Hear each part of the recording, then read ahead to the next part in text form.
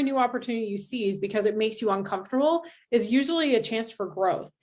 And we as humans are wired for growth and also wired not to be uncomfortable with growth. Super weird. We're like this paradox of like, I want to be uncomfortable, but I don't want to be uncomfortable.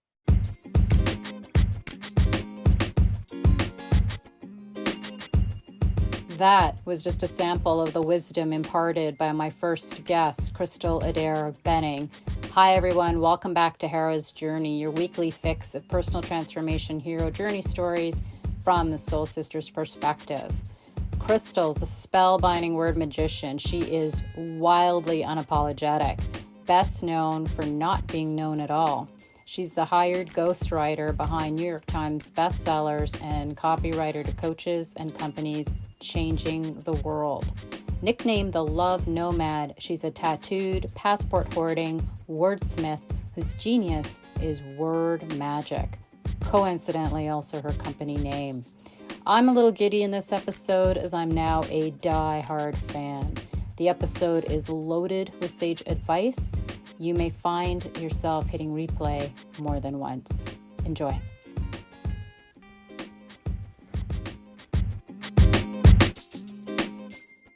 The first time I met you was through Avalon Empowerment. And I remember sitting there just smiling. And I attended a workshop that you did as well. And I was quiet. And you actually at one point said, Naomi, because I was so quiet.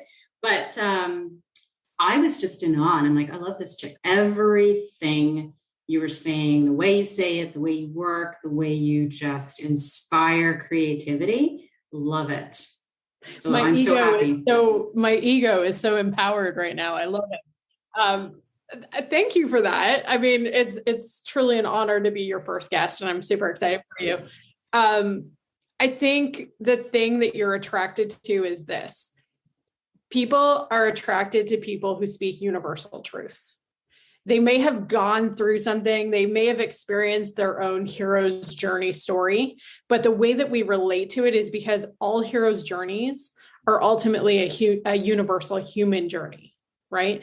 So when we go through something, while we may not have had the dramatics that you went through, we've probably had the same story running in the background. We've had our own challenge and opportunity. We've had to overcome the obstacles.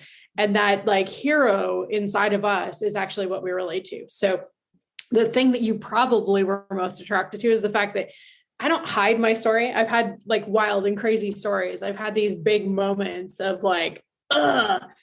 And I love to tell people the stories about them because you see yourself inside of those stories. And that's what pulls you in. So I have stories, Naomi. Are we going to tell stories? We're going to tell stories. Oh, and and you know, when you signed up pretty much right away when I pitched this, and I was like, awesome, because I know you have these fantastic stories that you shared. And, you know, of the many, when we think about where we're at right now in this world of ours and what's going on and where inspiration is needed, the one that I think most can relate to is when you are just something just it's like something just hits you and you realize in that moment, I've got to do something here. This is no longer working, whatever that may be. Yeah. This is no longer congruent. This no longer aligns. I need to change this now. And the challenge is how? I mean, you're talking about my life. Yeah.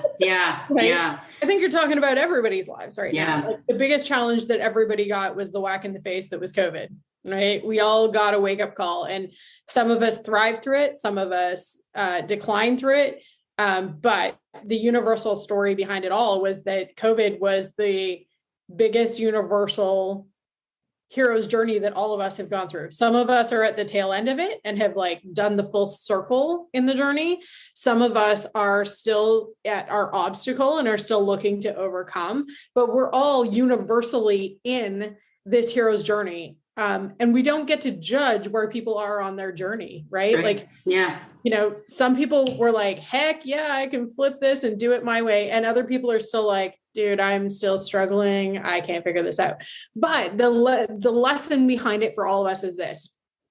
And it's going to sound crazy, but it's true. If I can do it, you can do it too. If I can find my way through the hero's journey and make it all the way to the end and have a lesson and something I can teach you about it, you can too, and you will too. You just may not have the answer just yet, and that's okay. Confusion is a beautiful state to be in, right? And you're going to get through it. So let's talk a little bit about my COVID story, because I think it's relatable.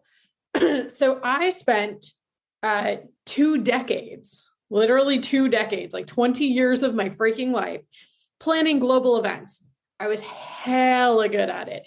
I made great money. I got to see the globe. I put on these spectacular events, many of which people who are listening have probably attended and had no idea I had any part of. I was best known for not being known at all. I wore black dresses. I was behind the scenes, usually with a mic and a headset on my ear and, an emergency kit in my back pocket. I was the go-to person for pulling off massive events and doing it with a level of style and elegance that a lot of people in my industry had not yet found at the time. That's cool. I loved that job. And the money made me feel safe. Mm-hmm. The money held me there for a lot longer than my life held me there. I was ready to go after my first decade. I was done. Money. Yeah. Yeah. I'd learned the lessons. I'd done the thing. I was damn good at it, but I wasn't in love with it anymore. After 10 years, the love affair had sort of died for me. And I was just doing the thing that I was good at and doing it because money was being made. And I kept thinking, oh, how do I walk away from this money? It's good. And people love me for what I do. My love language is words of affirmation. There was never a time in my life where I got more words of affirmation than planning events, because you'd stand behind the scenes and everybody would tell you how it was the best event they'd ever attended and how much they loved you. And you get these gifts and trips, and the world seemed to bow down at my feet when I did events. And my ego held me stuck for so long. Cue COVID. I end up being, I'm working for a company called Archangel. I am one of the top event planners in the city. I'm not even going to be humble about it. I was doing great work, and I was one of the only event pros in the city that was not laid off, that had a career, that was doing great things at the time of COVID. And, the first few months of COVID, I did what everybody did, where we were like, okay, we're going to come out of this. We might not have our event this year, but we'll plan it for next year. We'll just shift everything. It's whatever. We'll move everything online. I did all the things. And then I realized that I was wasting my time and I was wasting my employer's time, because the community didn't need me to be online. The community needed me to plan how to connect. And I was wasting my skill and my opportunity there. And there was something else that I wanted to do. So backstory, undercover word magician, my entire life.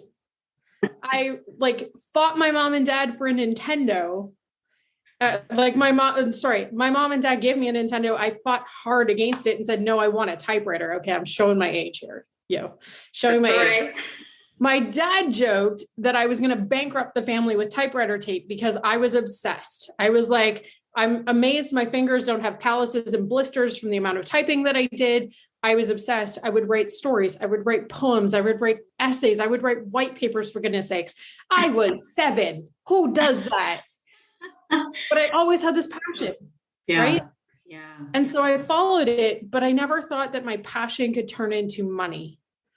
I bought into the hype that writers are poor, that they just live in bars, drink whiskey, become raging alcoholics, and don't make it until they die. Right? That's what society teaches us. Poor writers, there's no life there. So when I went to school, I was offered to go into media, or I was offered to go into journalism. I had full rides for every major journalism program across the country. Full rides. What did I take? The media program, because it was prestigious and it cost my parents a bloody freaking fortune. What did I do with it? Absolutely butt kiss. In the end, I went to school and got my undergrad and got my master's degree in media, and I haven't done squat with it. I have a master of science in media management, which basically, I joke, means that I have a master's in bullshit. I can PR wrap your brain around anything. But the reason I loved the PR bent and the media bent was because it allowed me to write. I didn't want to direct. I didn't want to produce. I wanted to write. And what I recognized during COVID was that I had become a director and a producer and stopped being a writer. And that wasn't okay for me. So I made a choice. I talked to the company I was with. We had a very open conversation about this isn't working for you and it's not working for me. You're not getting the best of my talent right now because there's no opportunity to produce in the way that I normally would produce. And I feel like there's something else that I need to do. So I left. It was a beautiful mutual decision. I am grateful to them and honored for the time that I had with them. But I'm also grateful that they let me go so easily. There was no guilt. There was no shame. There was no embarrassment. It just was very open and like, you're right. You get to make a better decision for you and we get to make a great decision for us. And it's a win-win. So I feel blessed.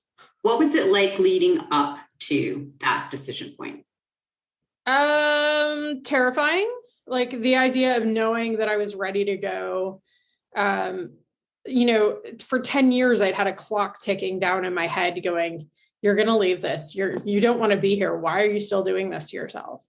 And it was like, do you ever watch Practical Magic, the Death Watch Beetle, and how it starts ticking faster and faster and faster as you get closer to like the death? That literally was like what it was like in my brain. I remember hearing this Death Watch Beetle going like, your time doing this is almost over. Like tick, tick, tick. It's coming down. And the day that I did it, I remember being so like freaked out going into that meeting and being like, oh God, I'm like, how are they going to take this? I hope it's okay. Da, da, da. And in the end, it was beautiful and it was okay. Yeah. And I, remember we were at home because we were still COVID. I was still working from home. I remember looking at my husband and being like, okay, because we didn't really talk about it beforehand.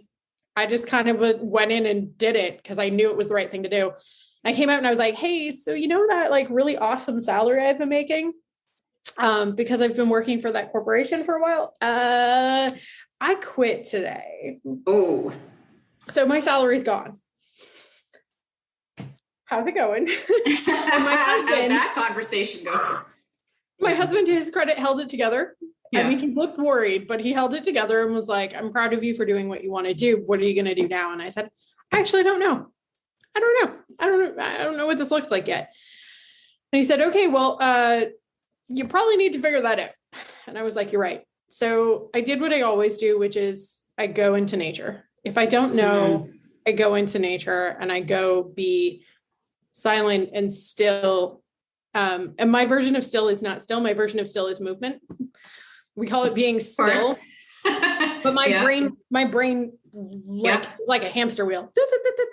So the only way that I can calm it down is actually physical movement. So I went out to the forest and I went to the water, to the lake. And I remember just walking and in my head going, okay, you did the thing. What's next? Right. And how many of us can relate? Like we do the thing and then we're like, oh crap. Absolutely. Yeah. Right? Yeah. So well, when you said that you knew you made the right decision, you actually exhaled when you just said that earlier. So it's funny how when you're recollecting, it's just like, hell yeah. Yeah. And I mean, still to this day, I exhale when I'm like, oh, I made the right decision. But in the forest, I very clearly heard spirit, intuition, my own brain, whatever you want to call it. Mm-hmm. I heard a nudge that said, send 7 emails. Okay, girl, like seriously, I'm in the forest hearing send 7 emails. And I'm like, I mean, the running joke is in the forest, there's no Wi-Fi, but you'll get a better connection, right? Like I was like, I love that. There's no Wi-Fi. I need to come out of the forest to send these emails, but that's pretty cool. So I came out of the forest. I had no idea what those 7 emails needed to say. I literally sat down at my desk and said 7 emails. And I started thinking about the 7 people that had honored the time that I had spent in events and that I really loved and felt like I could help the most. That was my sole intention. I sat down and said, who are the 7 people that I honestly feel like I could help? I could do something for them. I want to work with them. I love them. I think there's something there. And I sent out an email and it wasn't eloquent, despite the fact that I was talking about being a writer. It was not an eloquent email. It was like, hey, you probably know me from my time in events. I just want you to know I've had this secret side project in my life for years that I never really talked about. You sort of had to know. Well, now I'm taking it out of the closet and I'm, putting it into the light.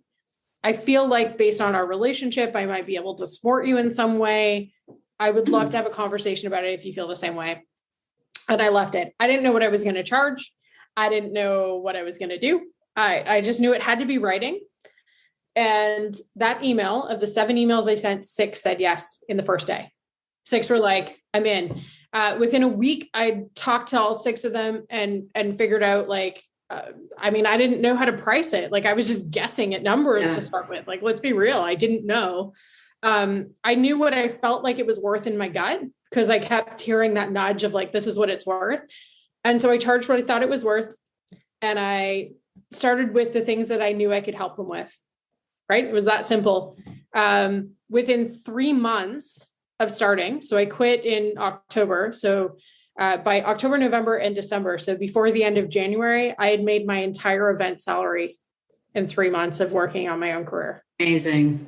So my entire yearly salary was made in 3 months of doing the thing that I was supposed to do. So I went from, having these really solid, I was getting paid really well. I'm not let's not pretend here. I was getting paid really well. I was living a great life. And I quadrupled my income really quickly.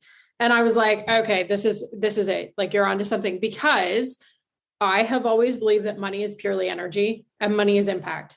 So money is just a tool to determine and realize the impact that you're having in somebody's life. So when somebody says, yes, I will pay you X for X, what they're essentially assigning is a value to it and saying, this is value to me and I'm willing to give you money in exchange for that value.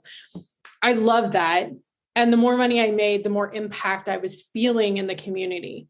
Now, the interesting thing came when I got to this point of doing, all I did originally was done for you copy. You would come to me, we would talk about it, I would take it away and work on it and send it back. And what I found was that my clients were consistently like, Crystal, this is really good. And I didn't make it fancy. There are some copywriters that make fancy videos and sit down and have fancy meetings and they, whatever. Nothing I did was fancy. I didn't fancify it. I was like, let the words speak for themselves. You got literally a Google Doc from me with the words on it. And then I would have a phone call with you or a video chat where we would walk through the words on the page and I would explain the decision-making process behind those words. And we would edit it together to make sure that it felt like you and it did the thing that you wanted it to do. That was my whole process, guys. There was nothing fancy about it. I didn't wait for the right moment. I leapt first and was like, I'm just going to fly on my way down. Let's just figure it out. Yeah. I leapt first and I flew on my way down. And very quickly, I was like, okay, this is amazing. And then people started to ask, can you teach this process? And I was like, I don't know about that, because writing had always been my natural gift. It was my natural talent. I didn't study it. I didn't have a coach or a mentor. I didn't read books about it. I just did it because it was a gift. It was something I knew how to do from the get-go. And I started to really realize that I needed to re-engineer it. I needed to reverse engineer it to teach people how to do what I do in a way that would make sense for them. You're not me. You don't see it the same way, whatever. I don't see things, right? Have you, Naomi, I know you write. Yeah. So when you write things, do you see a picture in your head and then you describe the picture when you're writing? Right. That's not how it works for me. I literally would talk to you, have a conversation with you. I would leave that conversation and I would hear your voice in my head tell me what to write. I don't see there's no visual that's attached to it. It's vocal, it's tonal, it's completely auditory. And they've done studies that were like, this is the difference between professional writers and new writers, is often that professional writers hear content. They don't see things, they hear content, and that's how they write. And the reason that you feel so in tune with it is because we're in tune with communicating with one another. We know what we hear. Yeah, when I was writing for executives, I would be around them. I'd have to physically be around them to get that voice in the head and then be able to articulate in their words Exactly. Not always easy. It's not easy. And sometimes, especially when I was first starting out, I really started to feel very manic and bipolar because I would like hear other people in my head. And I was like, yo, what's that? Like, I remember having a conversation with Avalon and being like, so I kind of feel like I'm going a little nuts because like I'm writing for clients and I'm hearing them in my head. Like there's no visual, there's no, like I hear you in my head when I write for you. And then I recognize that that is actually a beautiful gift. And I learned how to utilize and work with it and how to teach people who don't hear it that way, who see it, what to do with it. Because I had to reinvent the process of writing from the perspective of the way other people write and not just the way I did it. Because I was like, what are you talking about picture? There's no bloody picture. It's just you in my head telling me things. Like I hear it. I don't know what you're talking about picture. And there's a different way of writing. But the whole point of this is this. If I hadn't taken the time, if I hadn't felt the nudge, if I hadn't taken the leap, I wouldn't be where I am now. And where I am now is a quadrupled salary. We moved from a shitty little apartment house thing into a beautiful farmhouse on a peach orchard with chickens and nature. All of that was possible because I trusted the journey that I was on, and I trusted the nudges that I kept getting from spirit, from intuition, from the universe. And when I leaned in on that, the beautiful thing is that I used to have this belief that life was hard. Dude, it's not hard. It's so freaking easy. Life is so easy. And if there's one thing that I want to take from this experience, it's remembering that things are easy. Even when they're not easy, there's an easier way. And you can choose the easier way. And I love what you said about leaning in and trusting. It's hard to trust the first time.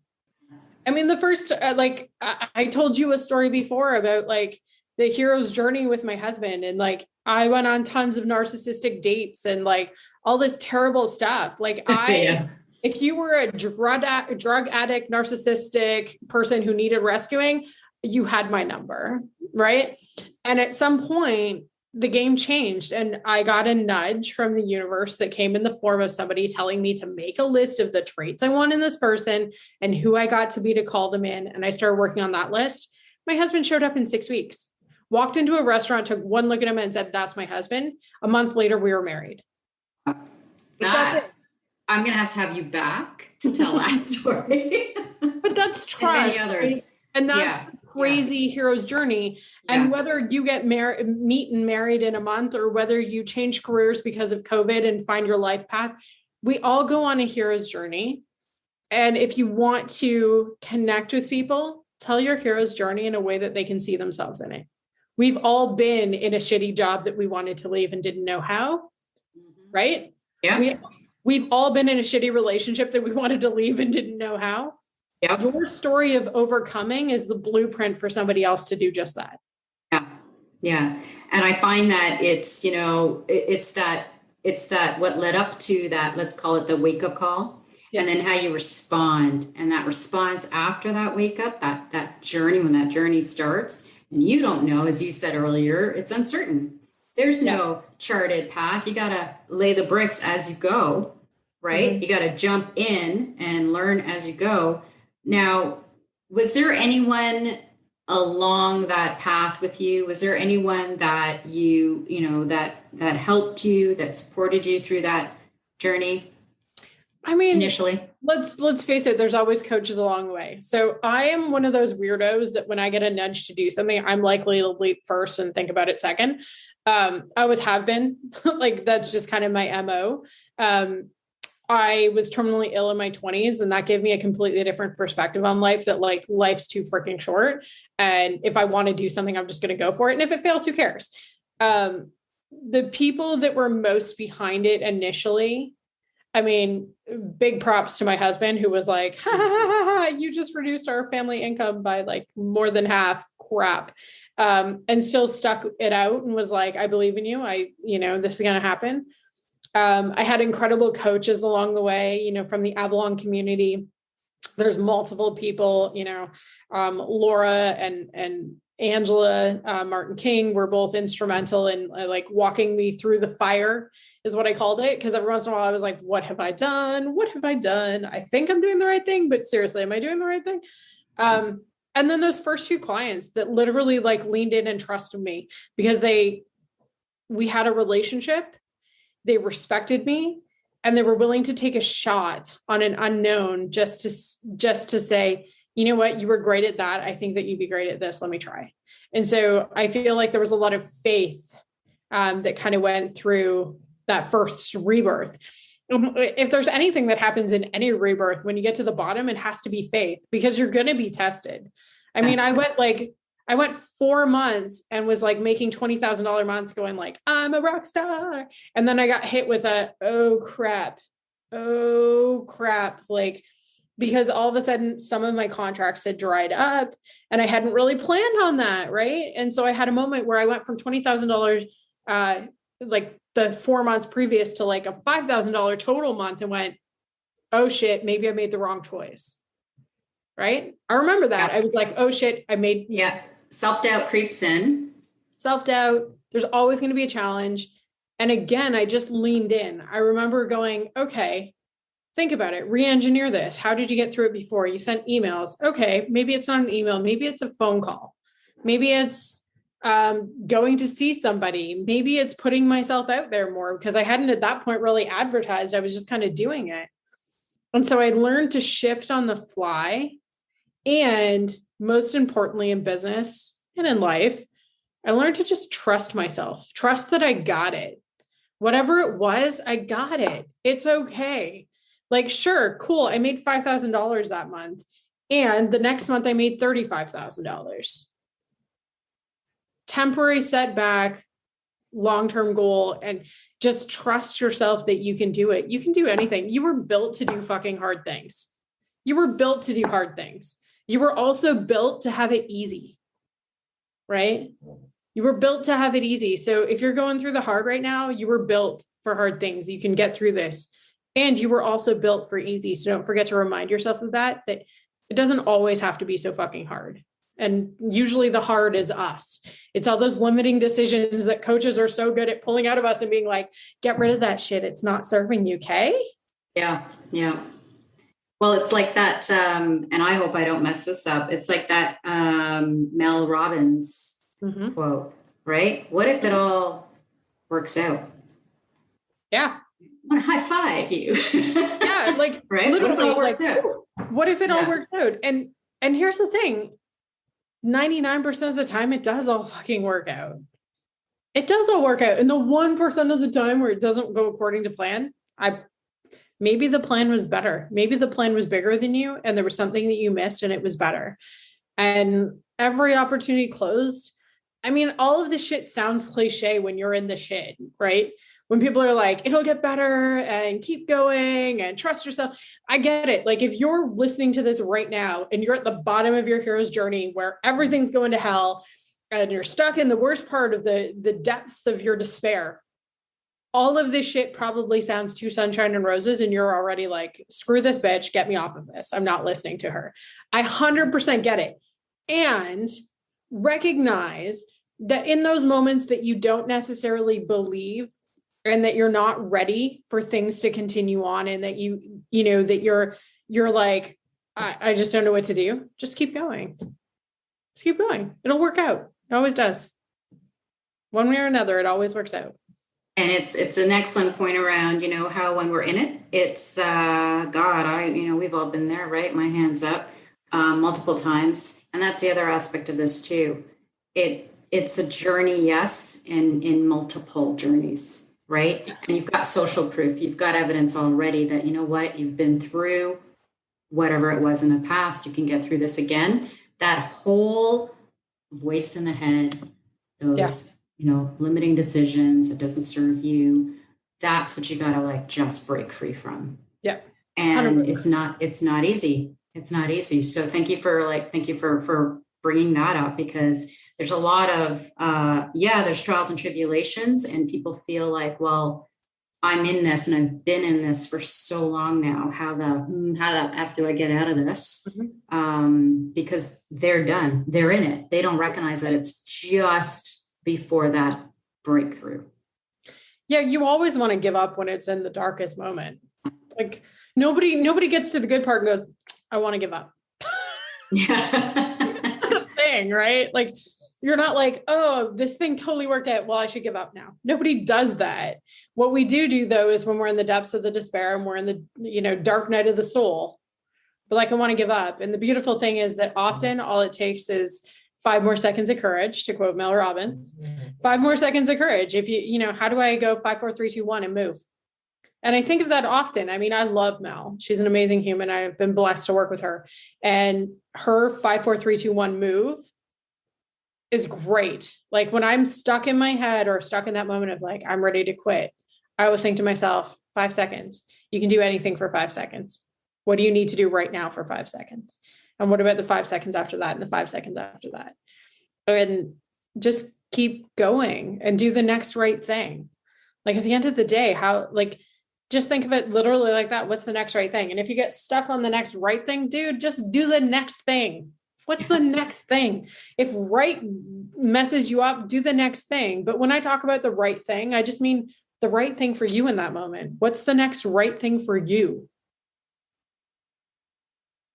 Is it ethical? Is it moral?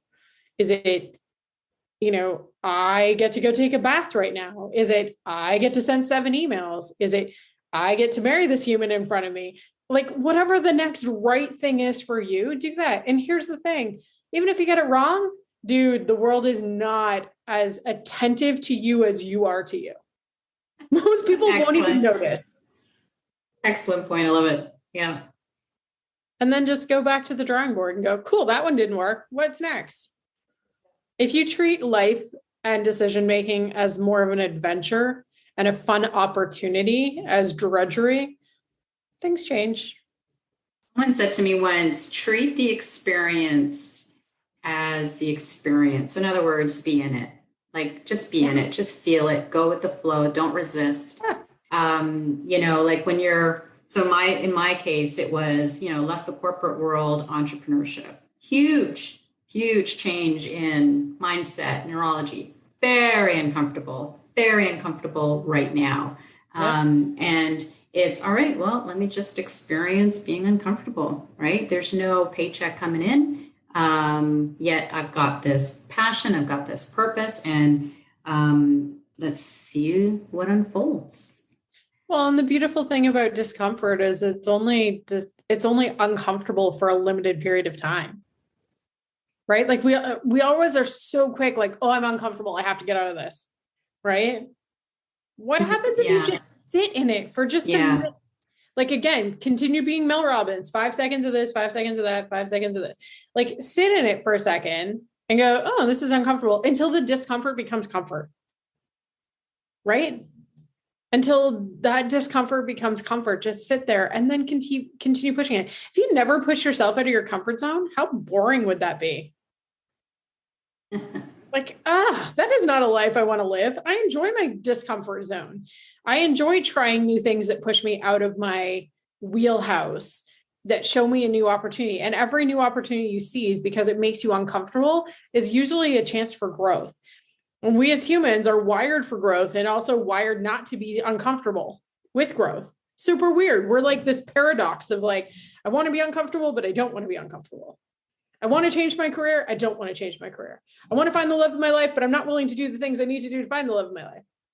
Why do we always live in the goddamn paradox? Like, what is the problem with us that we live in a paradox? But here's the thing. It's humanity. It's life. That's where we live. We live in the paradox. You can be both. And here's the best tool I've learned. And big love to my girlfriend, Karen, who taught me this, but it's the idea of being both and. It's not and or, it's both and. Yeah. I can be both. I can be uncomfortable and growing. Yeah. Yeah. I can be happy and still growing, right? Like I can be both and. I don't need to be one or the other. Why? Life's too short for one or the other. That's too black and white. I prefer gray. I love that. I live in the gray. Marry the two, right? Marry the two. Create your space, create that new path, create that new thinking. Yeah. Right? Lean in and trust. And, if you're running stuff, if you're listening to this and, as to Crystal's point earlier, it all sounds, that's all great. You know what we say about affirmations, right? Affirmations are wonderful. Affirmations are powerful when you believe. Mm-hmm. And so it's really looking at what is it that you believe? What is that mindset right now to if you're feeling like, your wheels are spinning in the mud, reframe. Look at opportunity in the face of challenge. Look at opportunity for growth. What is it that I can learn? We have this gentleman, Ernie. He always says to us in training, "What did you learn?" And I have that voice. It's like, what are you learning? What are you learning from this? Well, and dirt is the best place to plant seeds. There you go. Like, anything I've ever written, anything I've ever created, anything of any value that's really like hit hard in the emotional fields is because dirt is a great place to plant seeds. We love dirt. We don't love dirt when we're in it, but we love dirt when we get to harvest from it. Dirt is Mother Earth, right? Dirt is Mother Earth, but you only get to that harvest if you get down in that dirt first. And then framing around what's perceived as hard. I know that we talked earlier about, you mentioned money, and I said, the temptress, right? Because most people stay within that comfort of that paycheck and the money and got the mortgage, got the bills, got the children, et cetera, right? Got to survive. And the risk is, as you did, walk away from that, right? So your inflection point, walk away from that. I'm going to create this change, knowing that you got the skills, you got some talent, right? You've got opportunity, and being able to have a desire to not be fucking poor. Right? Right. Straight up, right? Like we can do magic things when our backs are against a wall. Yeah. And I joke about it, but I have a desire to not be poor. I had a desire to live a life to which I become accustomed and want more for my life. And, people who look down on that, good for you. I still want more. I'm making great money and I still want more because I know that every dollar I earn is more impact and my ability to have choice. Money just equates to choice. Money gives me more choice than it doesn't. And that's why it's a temptress, because so many of us think that our lives will be solved with money. Money doesn't solve shit, let me tell you. It really doesn't. It does make some things easier. But it gives you more choice, which doesn't always equate to that freedom that people associate with choice. Choice can sometimes just be more complicated, but money is often the catalyst for a movement, right? And again, if you look at money as energy, the reason why money is a catalyst is usually because there's something stuck. There's something energetically stuck, and that's why we need to move it. So that's why money becomes a catalyst for a lot of people, more so than other things. It's like health and money are usually the two big catalysts that will make people move. They got sick or they got broke. Yeah. And in some cases, there are some cases that, where you may be doing really well, right?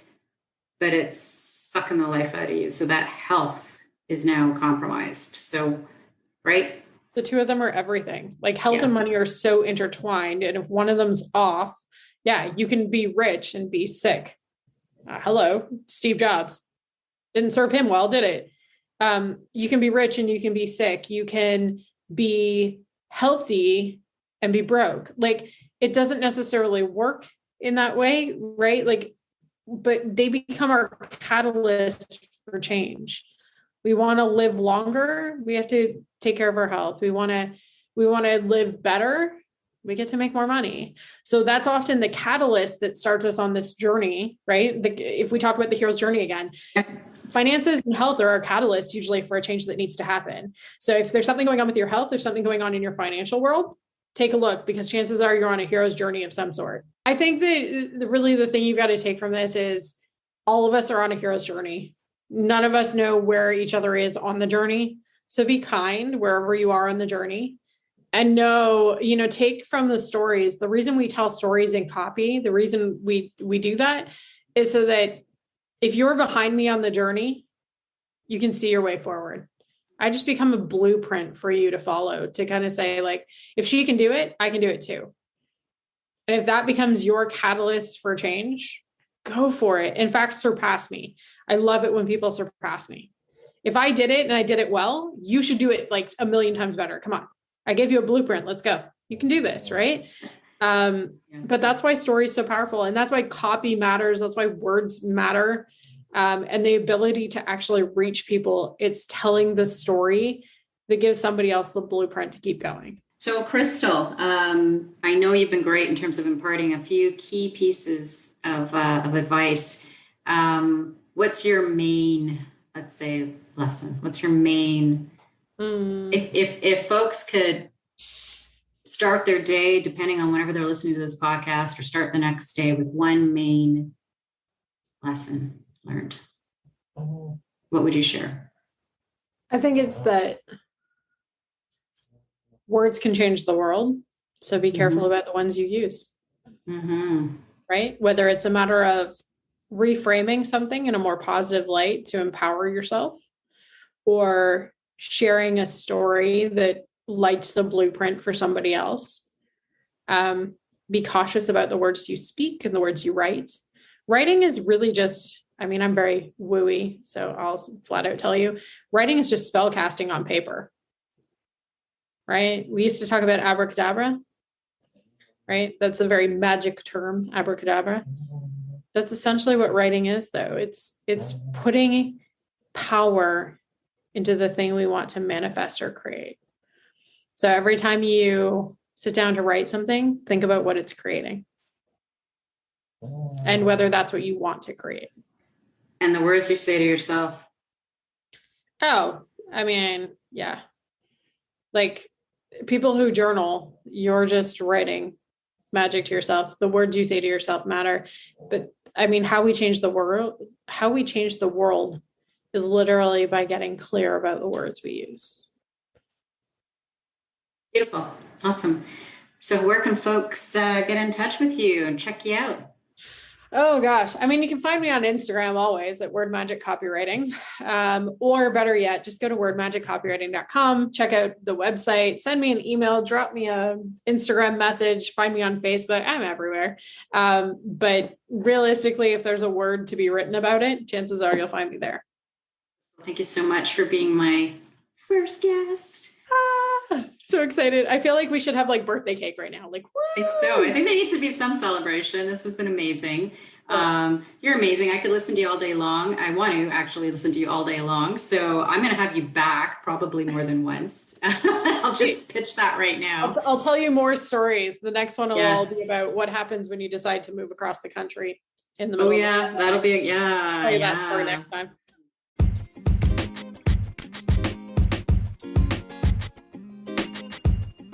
Well, that was a cliffhanger way to end. Crystal will be back in a future episode to share that story. Thank you again, Crystal, for taking the time to be my first guest. I thoroughly enjoyed that episode. I hope you did as well, those of you listening. If so, please like, share, follow, whatever it is you do with podcasts, wherever it is that you listen to podcasts. Tune in next week. Be well.